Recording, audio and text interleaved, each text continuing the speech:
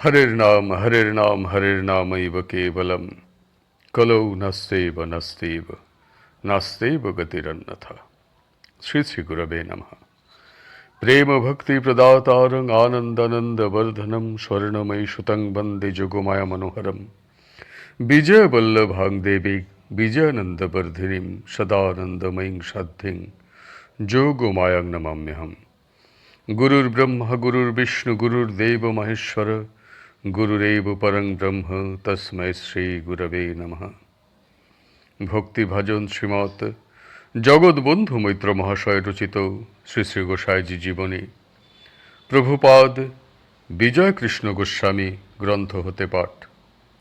আমরা গ্রন্থটির ভারতবর্ষীয় ব্রাহ্ম সমাজে অবস্থান নামক প্রসঙ্গটি আস্বাদন করিতেছি। ভারত আশ্রম প্রতিষ্ঠিত হইবার পর ইন্ডিয়ান মিরার পত্রে প্রচারক দিগের বিদ্যা বুদ্ধি ও ধর্মজীবনের অনেক নিন্দা করিয়া কোনো লোক একখানি পত্র প্রকাশ করিয়াছিলেন। ধর্মতত্ত্বে উক্ত পত্রের প্রতিবাদ হয়। গোস্বামী মহাশয় ধর্মপত্রে তত্ত্বের প্রতিবাদপত্র পড়িয়া যার পর নাই দুঃখিত হন এবং ধর্মতত্ত্বেই উহার প্রতিবাদ করেন। গোস্বামীপাদের সেই প্রতিবাদপত্রের কিয়দংশ নিম্নে দেওয়া গেল। এই অংশ হইতে পাঠকগণ তাহার অসামান্য উদারতা, ক্ষমাশীলতা, অমানিতা ও নির্বৈর ভাবের প্রকৃষ্ট পরিচয় প্রাপ্ত হইবেন। আর সেই সময় ব্রাহ্ম সমাজের ধর্মভাব কেমন ম্লান হইয়া গিয়াছিল তাহারও নিদর্শন ইহাতে দেখিতে পাইবেন। গোস্বামী মহাশয় ধর্মতত্ত্বে লিখিতেছেন, প্রচারক দিগকে গালি দিউক কিংবা প্রহার করুক তাহারা অম্লান বদনে সহ্য করিবেন। যাহারা নিন্দা করেন তাহাদের মঙ্গলের জন্য দয়াময় পিতার নিকট সরল হৃদয়ে প্রার্থনা করিবেন। প্রচারকগণ কখনোই আপনার ইচ্ছাতে বা আপনার বলে ধর্ম প্রচার করেন না। দয়াময় পিতা দৃঢ়রূপে আদেশ করিলে এবং উপযুক্ত বল বিধান করিলে তাহারা বীরের ন্যায় অকুত ভয়ে চতুর্দিকে ভ্রমণ করেন। কোনো মানুষকে পাপ করিতে দেখিলে অশ্রুপাত করিয়া প্রার্থনা করেন। বাস্তবিক মহামারী পীড়িত ও দুর্ভিক্ষে ক্ষুধার্ত ব্যক্তিকে দেখিলে যেরূপ দয়া হয়, ধর্মহীন ব্যক্তিকে দেখিলে তাহার সহস্রগুণ দয়া হয়। সেই স্বর্গীয় দয়া হৃদয়ে প্রকাশ হইলে মূর্খ কৃষক, জ্ঞানহীন বালক কিংবা অবলা নারী ব্যাকুল হৃদয়ে ধর্মপ্রচার না করিয়া থাকিতে পারে না। প্রচারকগণ এইরূপ ব্যাকুল হৃদয়ে অস্থির হইয়া দয়াময় নাম ঘোষণা করেন, তাহাতে তাহাদের বিদ্যা বুদ্ধির কিছুমাত্র প্রয়োজন নাই। দয়াময় নামের গুণে সত্যের অসীম পরাক্রমে জগতে ধর্ম প্রচারিত হয়। মানুষের সাধ্য কি তাহা জগতে প্রচার করিতে পারে? কতিপয় ব্রাহ্ম প্রচারক দিগের প্রতি বিরক্ত হইয়াছেন, ইহা দুঃখের বিষয়ে সন্দেহ নাই। প্রচারকগণ যাহাদের জন্য দিবানিশি অশ্রুপাত করিয়াছেন, এখন তাহারা উপযুক্ত হইয়া যদি প্রচারক দিগকে নির্যাতন করেন, তথাপি প্রচারকগণ প্রাণান্তেও তাহাদের প্রতি বিরক্ত হইতে পারে না। কারণ ভ্রাতাদের ক্রোধে উদ্ধতভাবে যদি স্বর্গীয় সম্বন্ধ তিরোহিত হয়, তাহা অপেক্ষা অবিশ্বাসের কার্য আর কিছুই নাই। সাধন ভজন না থাকিলে মনুষ্য ঘোর সংসারী হইয়া পড়ে। সাধনা দ্বারা মন বিনীত হয়, সর্বদা দিনহীন অকিঞ্চন হইয়া ঈশ্বরচরণ পূজা করিতে অভিলাষ হয়। ভ্রাতা ভগিনীদের পদানত থাকিতে ইচ্ছা করে। সাধনহীন মন অত্যন্ত উদ্ধত হইয়া সকলকেই আঘাত করে, অকৃতজ্ঞ হইয়া উপকারী ব্যক্তিকে গালি বর্ষণ করে। ব্রাহ্ম ভাতৃগণ, ব্রাহ্ম ধর্ম প্রচারকগণ দেবতা নহেন, তাহারা মনুষ্য দোষ গুণ মিশ্রিত। এমন অনেক ব্রাহ্ম আছেন যাহারা প্রচারক দিগের অপেক্ষাও শ্রেষ্ঠ। প্রচারকগণ তাহাদিগকে ভক্তি করিয়া থাকেন। অতএব প্রচারক দিগের দোষ থাকা কিছুমাত্র অসম্ভব নহে। প্রচারক দিগের যদি দোষ দেখেন তবে দয়াপূর্বক ক্ষমা করুন। যাহাদিগের দোষ দেখিবেন সৎভাবে তাহাদের নিকট তাহাদের দোষ প্রকাশ করিয়া সংশোধন করুন। শ্রদ্ধাস্পদ প্রচারক ভাতৃগণ, আপনাদের চরণ ধরিয়া প্রার্থনা করিতেছি যে একবার দেখুন, ব্রাহ্ম সমাজে সাধন না থাকাতে ব্রাহ্মগণ শুষ্ক হইয়া কি ভয়ানক যন্ত্রণা ভোগ করিতেছেন। অনেকের শুষ্কতা এতদূর বর্ধিত হইয়াছে যে তাহারা উপাসনা পর্যন্ত পরিত্যাগ করিয়াছেন। অনেকে উপাসনা লইয়া উপহাস করিতেছেন। ঈশ্বরের আদেশ, বিশ্বাস, করুণা এই সকল মুক্তিপ্রদ সত্য অবিশ্বাস করিয়া বিদ্রূপ করিতেছেন।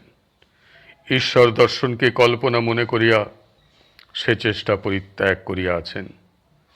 যাহা অনন্তকালের একমাত্র অবলম্বন, সেই উপাসনা, আদেশ, করুণা, দর্শন প্রভৃতির প্রতি যাহারা অবিশ্বাস করিলেন, তাহাদের অসহায় শোচনীয় জীবন স্মরণ করিতেও হৃদয় ব্যথিত হয়।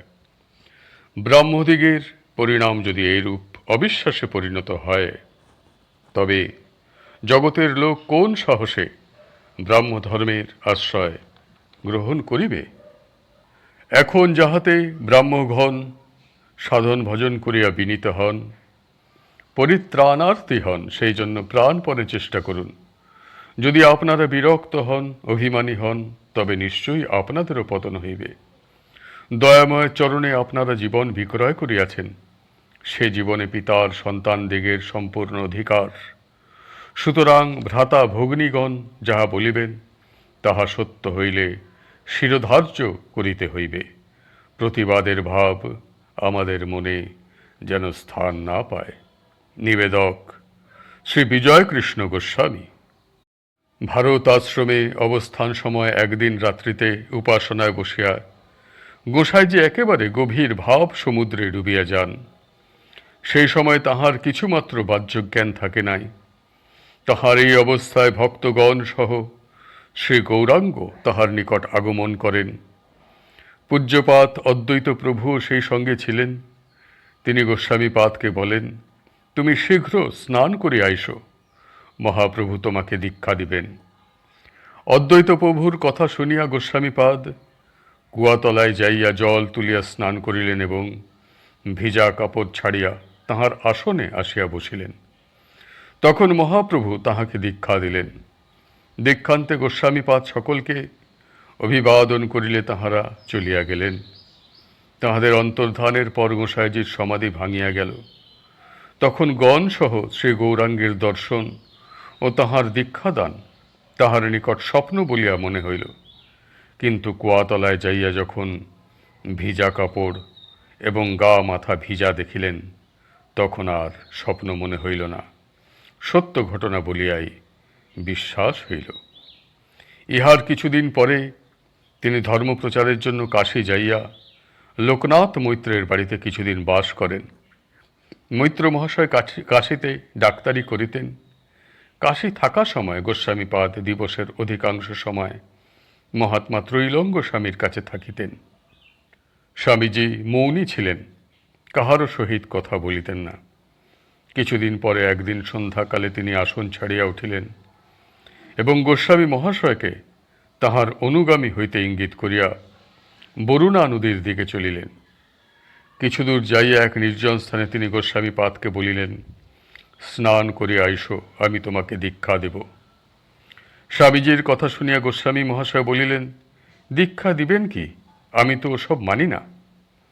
গোস্বামী মহাশয়ের কথা শুনিয়া স্বামীজি একটু হাসিলেন এবং জোর করিয়া ধরিয়া গঙ্গায় স্নান করাইয়া দীক্ষা দিলেন। দীক্ষান্তে বলিলেন, আমি তোমাকে যে দীক্ষা দিলাম, ইহাই তোমার শেষ দীক্ষা নহে, আবার তোমার দীক্ষা হইবে। তোমার গুরু উপযুক্ত সময় তোমাকে দীক্ষা দিবেন। তিনি সময়ের প্রতীক্ষা করিতেছেন। আমার প্রতি যেটুকু দিবার ভার ছিল, তাহা তোমাকে দিলাম। ইহার প্রায় 25 বৎসর পরে আকাশগঙ্গা পাহাড়ে দীক্ষা লাভ করিবার পর গোস্বামী মহাশয় একবার কাশীতে গিয়াছিলেন। এই সময় স্বামীজি অজগর ব্রত লইয়াছিলেন। গোস্বামী মহাশয় তাহার নিকট উপস্থিত হইলে স্বামীজি তাহার দিকে চাহিয়া মাটিতে লিখিলেন, ইয়াদ হ্যায়? গোস্বামী মহাশয় স্বামীজির প্রশ্ন শুনিয়াই বুঝিতে পারিলেন যে তিনি দীক্ষার কথা জিজ্ঞাসা করিতেছেন। তখন তিনি হাসিয়া বলিলেন, হ্যাঁ মহারাজ, ইয়াদ হ্যায়। গোস্বামী মহাশয়ের কথা শুনিয়া স্বামীজি হাস্য করিলেন। এই সময়ে দক্ষিণেশ্বরে রাসমণির কালীবাড়িতে পূজ্যপাত রামকৃষ্ণ পরমহংসদেব বাস করিতেন। এই মহাপুরুষের সহিত গোস্বামী মহাশয়ের অতিশয় সৌহার্দ্য ছিল। প্রভুপাদ পরমহংসদেবকে অতিশয় ভক্তি করিতেন। পরমহংসদেবও তাহাকে অত্যন্ত প্রীতি ও শ্রদ্ধার চক্ষে দেখিতেন। গোস্বামী মহাশয় সর্বদাই পরমহংসদেবের নিকট যাইয়া তাহার সঙ্গসুখ সম্ভোগ করিতেন। প্রভুপাদকে পাইলে পরমহংসদেবের আনন্দের সীমা থাকিত না। তিনি গোস্বামী পাদের সহিত আলাপ করিয়া অতিশয় তৃপ্তি লাভ করিতেন। প্রভুপাদকে পাইলে তিনি ছাড়িতে চাহিতেন না। তিনি সময়ে সময়ে ব্রাহ্ম সমাজে আসিয়া তাহার সহিত সাক্ষাৎ করিতেন। দুই মহাপুরুষের সম্মিলনে প্রেমের বন্যা ও সৎ প্রসঙ্গের তরঙ্গ উঠিত। পরমহংসদেব প্রভুপাদকে বলিতেন, তোমাকে দেখিলে আমার হৃৎপদ্ম যেন বিকশিত হইয়া ওঠে। তোমার সঙ্গ আমার বড়ই প্রীতিপদ লাগে। এত আনন্দ আমি কোথাও পাই না। পরমহংসদেব যখন সাংঘাতিক কণ্ঠনালীর ক্ষতপীড়ায় শয্যাগত, সেই সময় গোস্বামী মহাশয় তাহাকে দেখিবার জন্য ঢাকা হইতে কলিকাতা আসিয়াছিলেন। পরমহংসদেব তখন কাশীপুরে একটি উদ্যানে বাস করিতেন। গোস্বামী মহাশয় বাগানে উপস্থিত হইয়া তাহার নিকট গমনোদ্যত হইলে শিষ্যগণ বলিলেন, ঠাকুরের সহিত সাক্ষাৎ হইবে না। ডাক্তার তাহাকে কথা বলিতে নিষেধ করিয়াছেন। কথা বলিলে তাহার পীড়া বাড়িবে। আপনাকে পাইলে তিনি অনেক কথা বলিবেন, তাহাতে তাহার রোগ বাড়িয়া যাইবে। গোস্বামী মহাশয় বলিলেন, আমি তাহাকে দেখিতে আসিয়াছি, একবার দেখিয়াই চলিয়া যাইব। তাহার সহিত একটি কথাও বলিব না। যাহাতে তাহার রোগ বাড়িবে আমি এমন কার্য করিব কেন? গোস্বামী মহাশয়ের এ কথা শুনিয়াও শিষ্যগণ তাহাকে যাইতে দিলেন না। এদিকে পরমহংসদেবের নিকট গোস্বামীপাদের আগমন বার্তা অপরিজ্ঞাত রহিল না। তিনি একজন লোক পাঠাইয়া গোস্বামী মহাশয়কে ডাকিয়া আনিলেন এবং গৃহটি নির্জন করিয়া সমস্ত দ্বার রুদ্ধ করিলেন। এই রুদ্ধ গৃহে তাহারা অনেকক্ষণ ছিলেন। নির্জনে দুই মহাপুরুষ কি করিলেন তাহারা কাহাকেও বলেন নাই। সুতরাং তাহাদের সেই কার্য সাধারণের নিকট অপ্রকাশিত রহিয়া গিয়াছে। আজকের পাঠ এইখানেই সমাপ্ত হইল। হরি বল, হরি বল, হরি বল। জয় গুরুদেব, জয় গুরুদেব, জয় গুরু।